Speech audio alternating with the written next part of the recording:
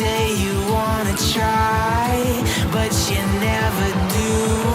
Sugar, there's a reason why we lose.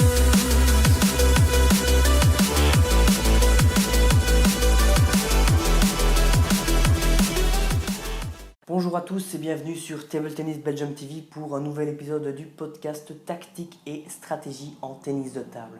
Alors aujourd'hui nous allons parler de retour de service, secteur de jeu dans lequel beaucoup de joueurs sont soit trop passifs, soit trop agressifs.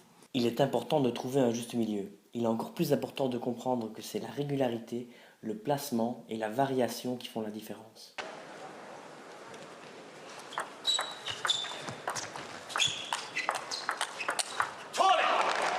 Les points gagnants en flip et en topspin coup droit sont des manières excitantes de retourner un service adverse, mais dans la plupart des cas, ce sont surtout des points rapidement perdus.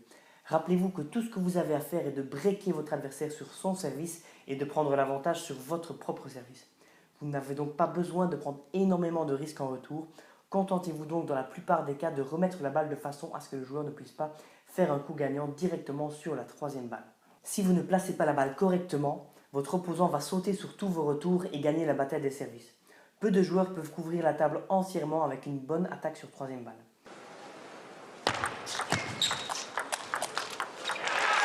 Il est donc important de découvrir rapidement quelle partie de table dérange le plus votre adversaire et de jouer là. N'oubliez pas qu'un retour passif mais bien placé est à long terme beaucoup plus efficace que de tenter un retour puissant dans le coup fort du joueur. Troisième point important sur lequel il faut insister en remise de service, c'est la variation. Sans variation, vos retours deviendront évidemment prévisibles. Mixez donc un maximum vos topspins, vos flips, vos poussettes, vos contre-attaques en mixant également la vitesse, l'effet, la profondeur et le placement de balle.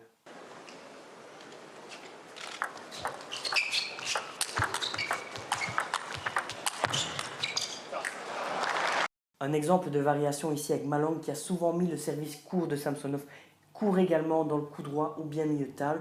Il va pousser ici directement très long dans le revers.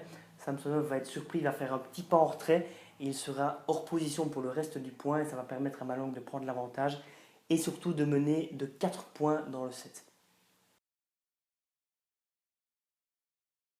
Alors l'exemple ici de variation en poussette longue de Malong, ça reste une variation en retour classique. C'est pas quelque chose de spectaculaire, mais ça peut vous faire gagner quelques points facilement 2 ou 3 fois par match. Ici on a l'exemple d'un retour un peu plus créatif, il s'agit du retour de Simon Gauzy avec sa poussette un petit peu coupée, un petit peu liftée, un petit peu latérale, on ne sait pas trop ce qu'il y a dedans.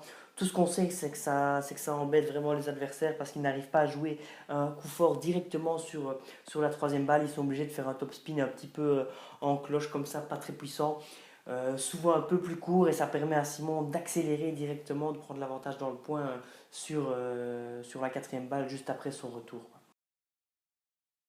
Pour la dernière mise en situation, on va un petit peu remettre les choses dans leur contexte. Nous sommes en quart de finale des Jeux Olympiques 2004. C'est Timo Boll contre Waltner. 3-1 pour Waltner et nous sommes à 11 partout. C'est Timo Boll qui va servir. Regardez bien le retour de Waltner.